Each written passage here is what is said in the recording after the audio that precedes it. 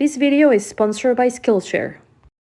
Can you guys believe that I found this dresser for free on the side of the road at nighttime? The current finish, it's failing and it's in need of a major makeover, so don't go anywhere.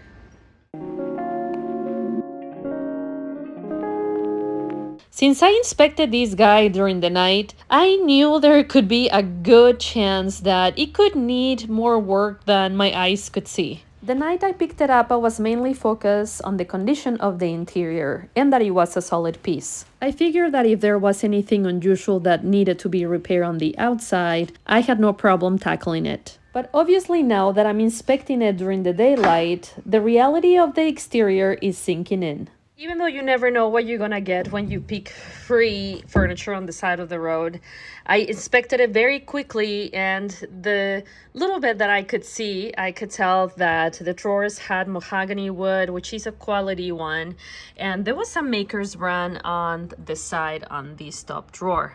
At first glance, I can see that at some point this piece was sanded and restained, and my guess is that they used a gel stain, and perhaps they weren't very experienced in using it, because you can see there's a lot of patchiness with heavier amounts of stain. You can also see drips from the stain.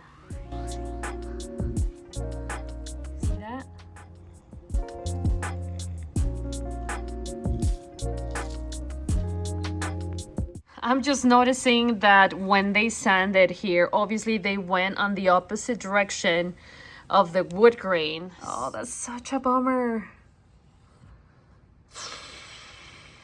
Am I gonna have to paint it? I'm seeing residues of most likely the finish before they sanded and applied the gel stain. My guess is that this was one of those blondie dressers or something that had a light stain in it. Guys, I don't know. I guess when I picked it up, I thought that I could restain at least parts of it. I'm not giving up on the idea yet, but it's not looking very promising. Otherwise, this guy is solid and it's made out of quality wood. Before I forget, I need to number these drawers. There are a lot of dust bunnies inside, so I'm gonna vacuum it before I do anything else and give everything a good wipe. I think this person loved candles because I can see some wax dripping down the front drawers. We have some wax situation going on here.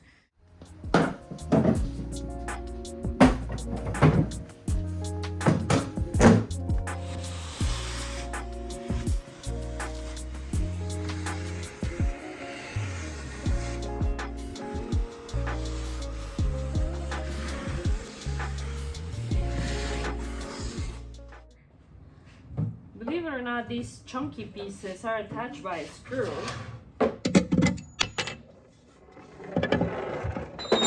While the metal piece was only screwed, the wood handles, besides being screwed, were also glued, and there was no taking them off, not without risking damaging the wood veneer around them. That's why they sanded with it on, and that's why it looks so bad. Okay, it's making sense now. As you guys know, I love keeping the original hardware as much as possible, but unfortunately, I don't like this shiny silver color, and spray paint on knobs doesn't last very long. So I'm gonna be keeping the metal accents and replacing the knobs. Remember the wax I showed you earlier? Well, wax can warm up with the friction from the sander's abrasive, causing it to gum up. Also, the last thing we need is the abrasive pushing wax into the wood grain. This could also ruin the new finish, so we need to make sure we remove it before sanding.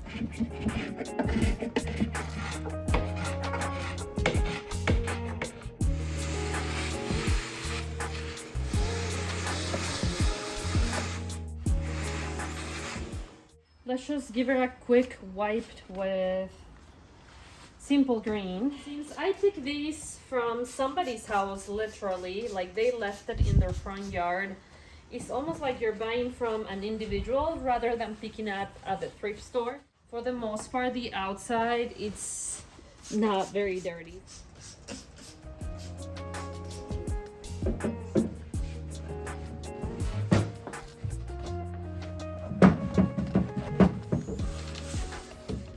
I'm gonna be using 120 grit.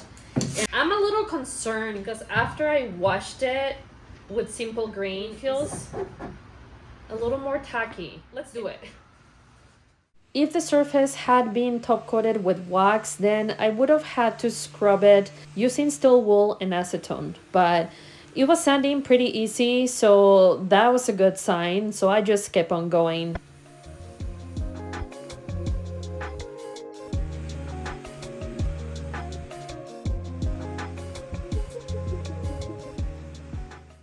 The more I sanded, the more I realized my suspicions were correct. No matter how much I sanded, a little bit of white residue stayed trapped in the wood grain, and I kept finding scratches everywhere. The more I sand, the more I'm seeing the struggle that the previous person that tried refinishing it went through. The scratches tell me that they were trying really hard to get rid of that white stain that is deep into the grain and it's everywhere. Taking that into consideration, along with previous experiences I've had with pieces that are very similar to these ones, I think I'm gonna go ahead and make the best play with the cards that I've been handed by painting most of the dresser. More to come. Let's keep going. Cleaning the dresser with acetone crossed my mind. I think it would have helped, but not enough that I could stain the wood. You know, I was really surprised to see a mid-century modern dresser for free on the side of the road, but now I know why it was free.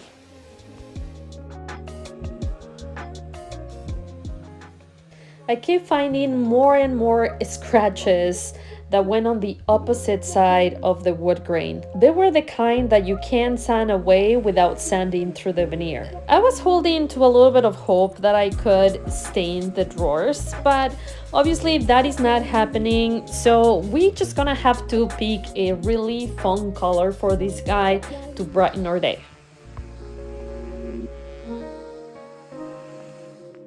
It can be hard to be motivated to start a project that you know will pose a challenge like the one today. What has been helping me start each day is going through the 5 practical exercises I've been learning at Skillshare. Skillshare is the largest online learning community for creatives with thousands of classes led by industry experts across film, illustration, design, freelance, productivity, and more. It's available in a range of experience levels from beginner to advanced. Classes like Rex from Tap Tap Kaboom teaches you how to choose a goal, like for me, refinishing this dresser, and breaking the task into small steps. The importance of writing down the task along with the time you're planning to spend working on it. Scheduling the task is just as important as setting realistic expectations. At a time, but write them big. Skillshare has a learn by doing approach to teaching where members can create and share a project after completing a class. The first 500 people to use my link in the description will receive a 1-month free trial of Skillshare. Get started today. Speaking of just start, I need to start measuring the top drawers since I decided to add pole wrap. I wanted to add some bare wood element to this guy, even if I wasn't able to do it exposing the original wood, because you guys know what they say, where there's a will, there's a way. And this is my way of doing that. Now we just need to pick a beautiful paint color that is gonna make this natural wood stand out.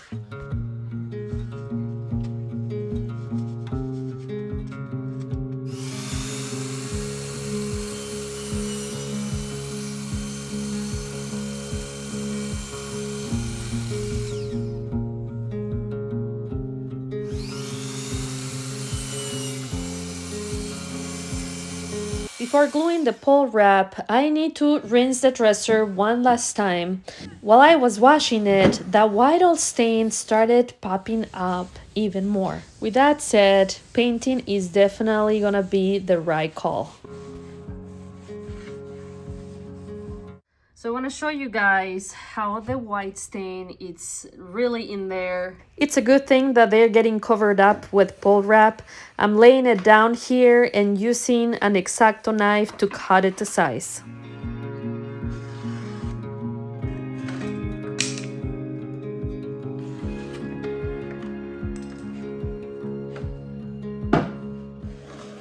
For gluing, I'm using quick and thick glue, which by the way, I have to make a mental note and I really had to speed up the video because I'm running low and it took a bit to squeeze it out. Take your time laying it down, making sure that it lines up with the piece. Since the glue dries fast, you don't have a lot of time to adjust it. After I'm done clamping it, I'm gonna let it dry overnight. There are a couple of corners that need wood filler, and while that dries, I'm gonna be scuff sanding the metal accents on the handles so that the spray paint will stick better.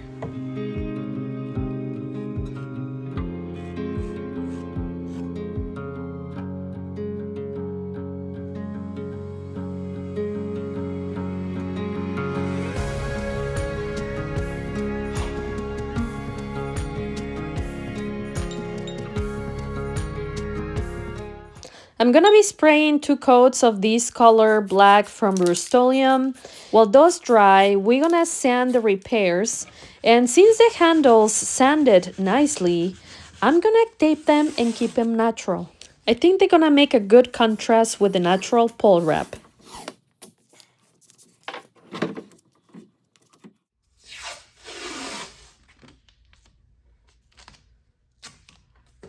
And now it's time to prime our dresser. I'm gonna go ahead and apply 4 coats because I'm dealing with mahogany wood here, and if you know, mahogany tends to bleed a lot. If for some reason I don't black the wood tannings, they're gonna show up like brown spots. So I'm gonna play it safe and apply at least 4 coats of these. When I work with mahogany, for some reason, every time I use clear shellac, I never feel 100% sure that it's gonna work or that the tannings are gonna be completely blocked. So I'm hoping 4 coats are enough.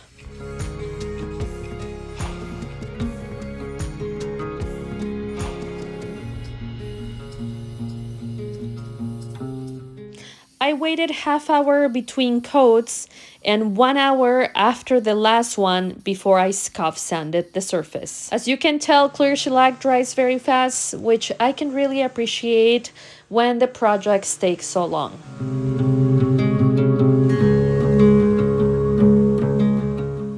By the way, if you don't have a Surfprep sander, remember that there are very inexpensive sanders out there that range anywhere between $40 to $120 that you can use instead.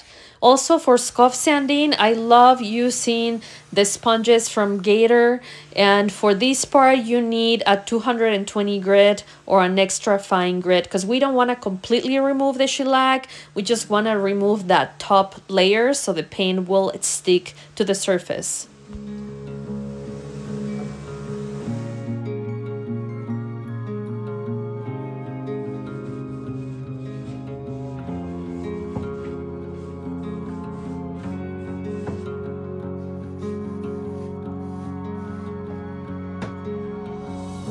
Wait until you see the color I chose for the project. It's so fun. This Homestead blue color from Fusion with a pole wrap on the top drawers. I think it's gonna look really pretty. Just want to make sure that you stir the paint really well, and I'm gonna put it through the filter here so that I get rid of any lumps that sometimes can form in the paint here. I thinned it with a splash of water and mixed until both the water and the paint had completely incorporated. I'm gonna be spraying 2 coats using my Flexio 3500 sprayer from Wagner, waiting 1 hour between each coat.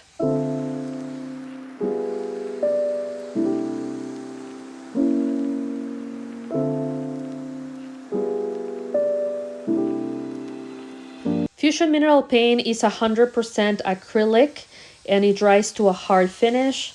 You can brush it or roll it. Even though fusion mineral paint is very durable, since I sell my pieces of furniture, I want them to last many years to come, and that's why I'm still gonna apply a few coats of polyurethane.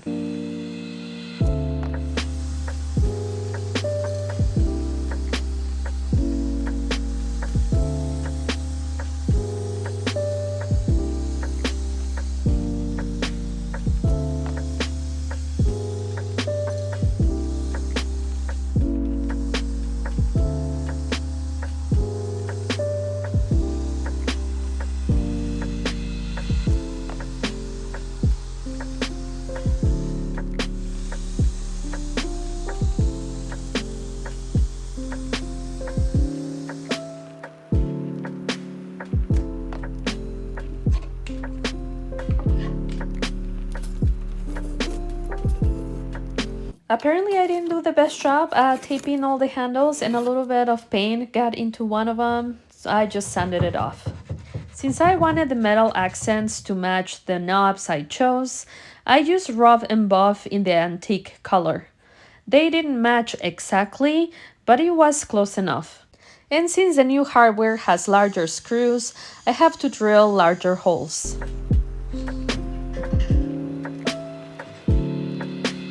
So I'm gonna be applying 3 coats of general high performance top coat. I had some leftover from the previous project here, and I put it in this container so that I could clean my sprayer. I'm gonna be applying 3 coats, which is my usual.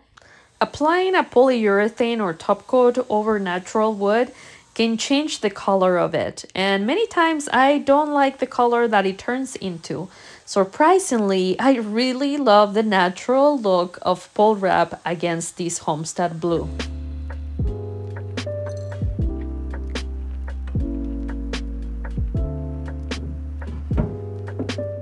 Are you guys ready to see the final results? Well, first, let's take a quick glance at how the free dresser looked at the beginning of the video. And here he is today. I think he looks so much more fresh and modern. I love the natural wood against the blue color. But let me know what you guys think in the comments, and I will see you guys next time.